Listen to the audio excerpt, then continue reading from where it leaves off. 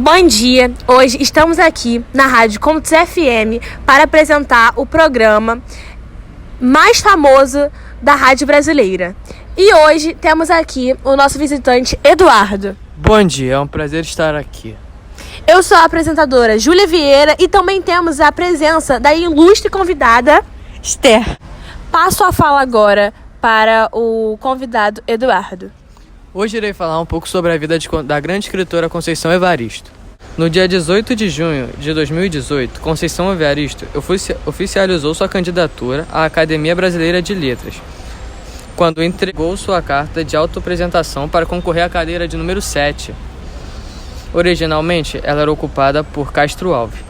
Segundo o portal de literatura afro-brasileira, a autora escreveu na carta: assinalo meu desejo e disposição de diálogo e espero por essa oportunidade. A eleição ocorreu em 30 de agosto. Conceição recebeu apenas um voto. Acabou eleito o cineasta Cacá Diegues. Essa foi um resumo da vida de Conceição Evaristo, uma grande escritora brasileira.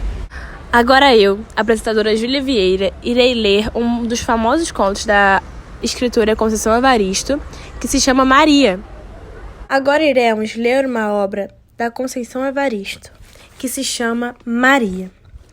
Maria estava parada há mais de meia hora no ponto de ônibus. Estava cansada de esperar. Se a distância fosse menor, teria ido a pé.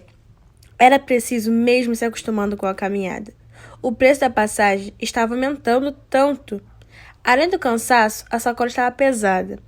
No dia anterior, no domingo, havia tido festa na casa da patroa. Ela levava para casa os restos, o osso do pernil e as frutas que tinham enfeitado a mesa. Ganhara as frutas e uma gorjeta.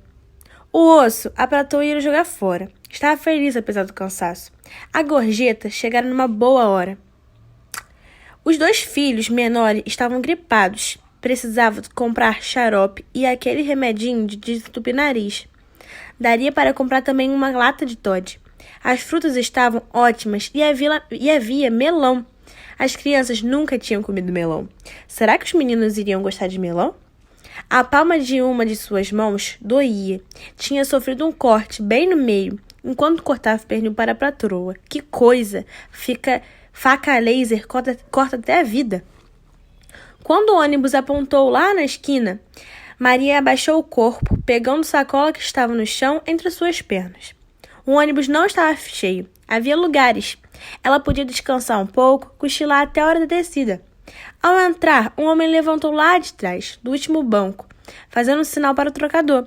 Passou em silêncio, pagando a passagem dele e da Maria. Ela reconheceu o homem.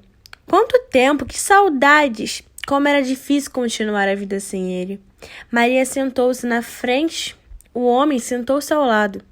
Ela se lembrou do passado, do homem deitado com ela, da vida dos 2 no barraco, dos 2 primeiros enjoos, da barriga enorme que todos diziam de gêmeos e da alegria dele. Que bom, nasceu, era um menino e havia de se tornar um homem. Maria viu, sem olhar, que era o pai de seu filho. Ele continuava o mesmo, bonito, grande, o olhar assustado, não se fixando em nada e em ninguém. Sentiu uma mágoa imensa. Porque não podia ser de outra forma? Porque não podiam ser felizes? E o menino, Maria? Como vai o menino? Cochou o homem. Sabe que sinto falta de vocês? Tem um buraco no meu peito, tamanha saudade. Tô sozinho, não arrumei ninguém. Não quis mais ninguém. Você já teve outros filhos? A mulher baixou os olhos, como pedindo perdão.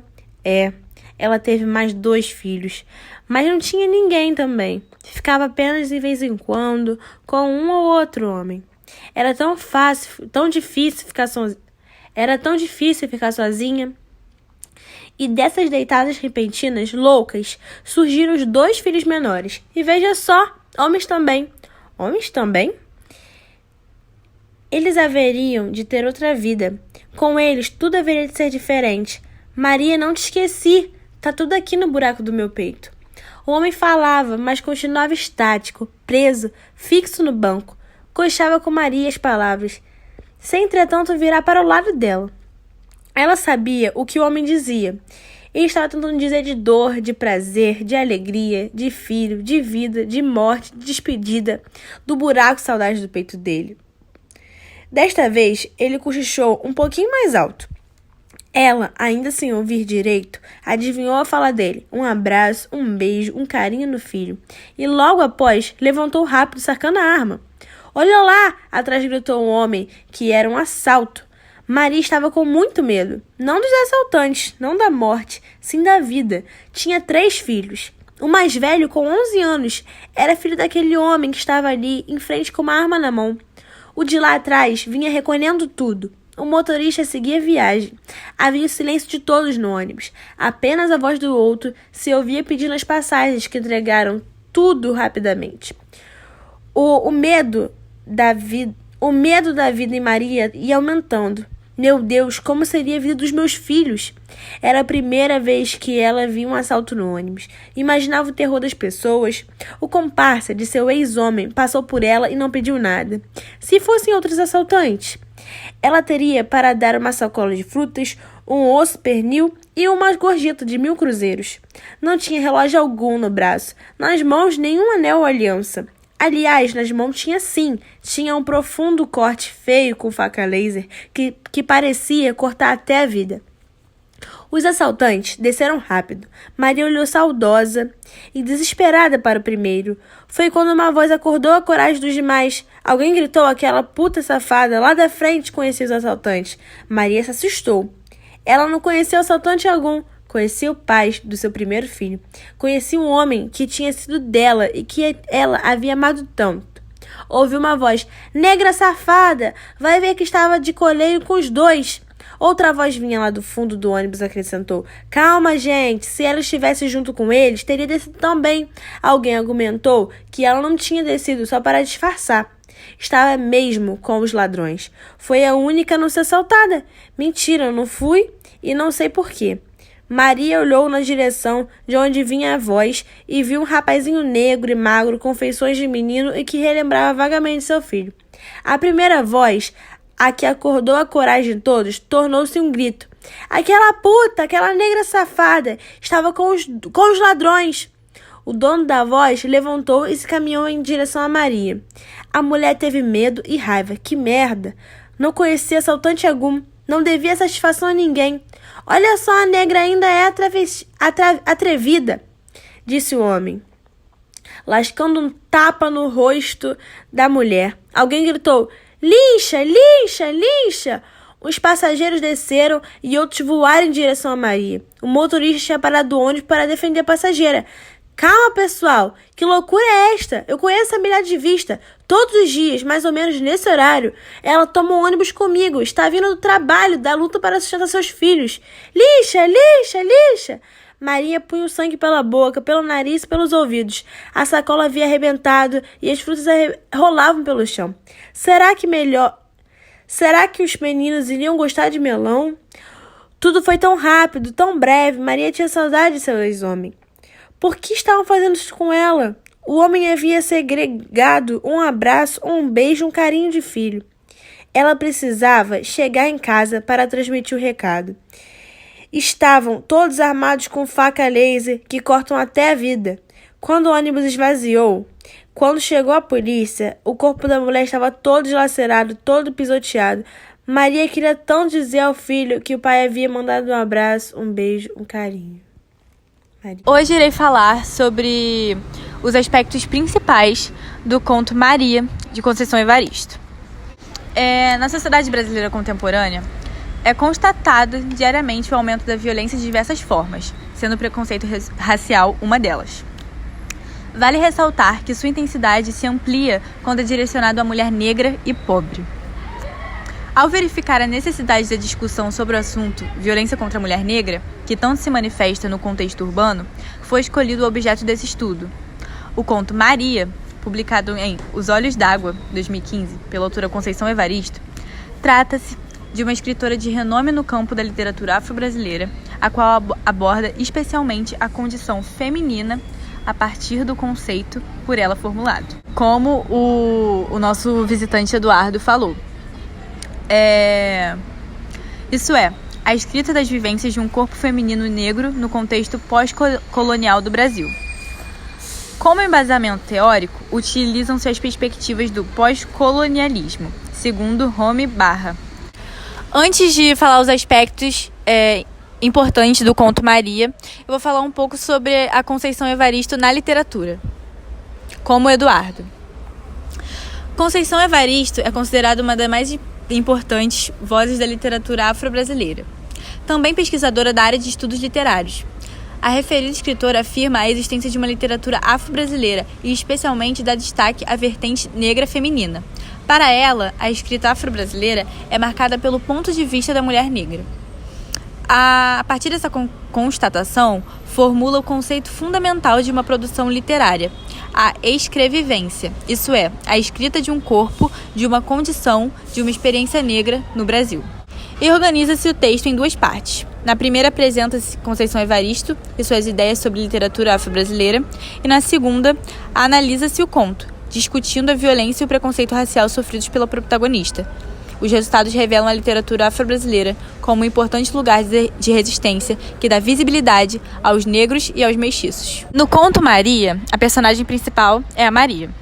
Ela é uma empregada doméstica que tem 2 filhos e cuida deles sozinha e mora em uma favela. E isso, Esther, eu reparei que isso evidencia bastante, né, o preconceito brasileiro, que até na hora de assaltos, a mulher, ainda mais negra, sofre, né, esse tipo de preconceito que tem um final muito triste, como você vai falar, né? Pois é, todo mundo no ônibus começou a xingar a Maria, no caso, porque chamaram de negra, safada. Isso apenas também, né, porque ela estava junto da assaltante. A gente não sabe se real fato, as pessoas que estavam lá, não sabe o real fato se ela estava contribuindo para aquele assalto, né? Esse preconceito contra a mulher negra gerou até um ataque físico. E no final do conto, a mulher fica dilacerada e, ao certo, não sabemos se ela morreu ou não. E que se relaciona, né, Esther, com a realidade de vida da Conceição Evaristo, que traz para os contos dela a realidade da mulher negra, favelada, o preconceito que ela viveu durante toda essa vida dela para ela chegar onde ela tá, né? Isso é muito importante, essa discussão, esse conhecimento da história. Sim, que é a realidade, né, na vida de muitas pessoas, de muitas mulheres negras. Isso. E faveladas. Isso, realmente. Nesse conto, o narrador é onisciente e está em terceira pessoa. Os personagens desse conto são a Maria, né? Os linchadores no ônibus, que ficaram chamando ela de negra, safada. Os assaltantes, e um deles, o ex-marido dela. E o motorista. E os policiais. Nesse conto, dá pra se entender que ele ocorre em dias atuais. E ele é bem linear. E no final, o conto deixa uma incógnita, né? Será que todas as mulheres negras não são Marias, né? Realmente. E quando eu li esse conto, eu fiquei com esse sentimento. Porque será que essas pessoas, todas as mulheres como Maria, como os aspectos de Maria, acontece com elas de outras formas, sabe? Está claro que acontece sim, tanto que a taxa de feminicídio, né, no nosso país é muito alta e vem aumentando cada vez mais. E eu acredito que esse conto, Maria, ele está muito inserido na nossa sociedade atual e vem se deteriorando cada vez mais na nossa sociedade atual. É muito importante nós termos uma escritora como Conceição Evaristo para evidenciar isso, sabe? Em seus contos, na literatura como brasileira. Ela diz, né? Ela retrata as vivências dela. Exatamente. Porque pode ser retratada em vidas de outras mulheres como ela. Faveladas, negras, pobres. Realmente. Então é isso, Esther, muito obrigada pela sua presença aqui, de contar sua perspectiva, que é muito importante. Eduardo, também muito obrigado pela presença. E aqui finalizamos mais uma análise sobre o nosso conto, que hoje, né, foi Marias. Muito obrigada pela audiência na Contos FM.